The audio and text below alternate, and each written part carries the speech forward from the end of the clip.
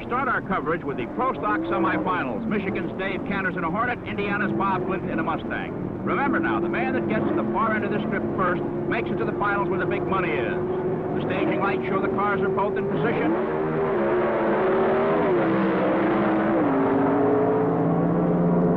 And it's the Indiana boy, Bob Glidden, home first. Let's take another look at the finish. Down the strip they go, this 1,320-foot quarter-mile strip.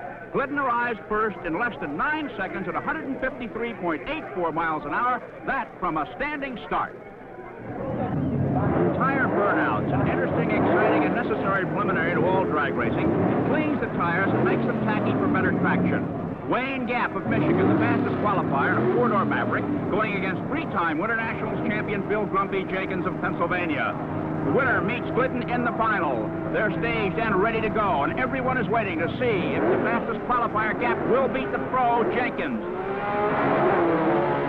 Jenkins red lights. He's off too early, and he gives it to Michigander Wayne Gap. Here's another look from behind, and there's the red light.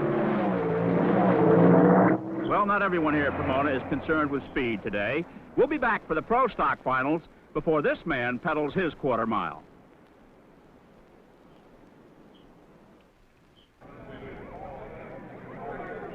Chris Economaki back at the Winternational Drags in Pomona, California, along with a huge crowd of spectators anxiously awaiting the start of the next event, the Pro Stock final between Wayne Gap and Bob Glidden.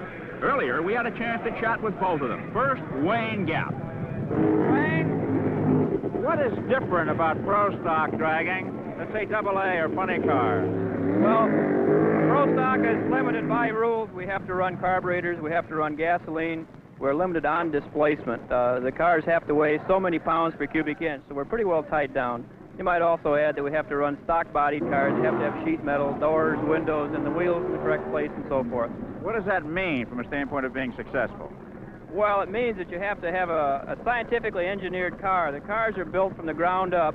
Even though they look like Detroit factory cars, they're highly experimental cars that cost in the vicinity of $25,000 to build.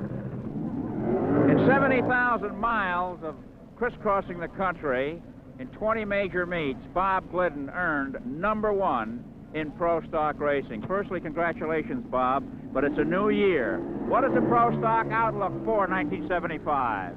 Going to be good? It could be good for us, but it's for sure going to be a lot more competitive. We've got 3 or 4 more racers that are working a little bit harder.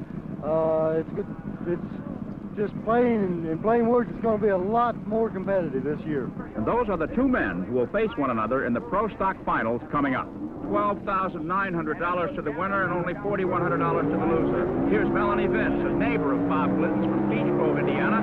He's in the burnout area. His wife, Etta, is his chief mechanic, and there the water is being put on the tires for the burnout. Laundry bleach used to be used. Now it's water, but the area is called the bleach box. And those tires are getting heated up and cleaned. And there, Wayne Gap comes to the line. Gap, remember, the fastest qualifier for the meet. The Winternationals, the fastest qualifier, has never won in Pro Stock. They're in the staging area. It's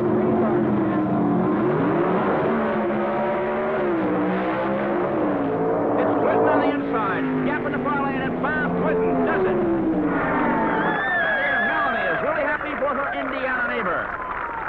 Bob Glidden with an 8.79. Gavin Rouse with a quicker 8.78.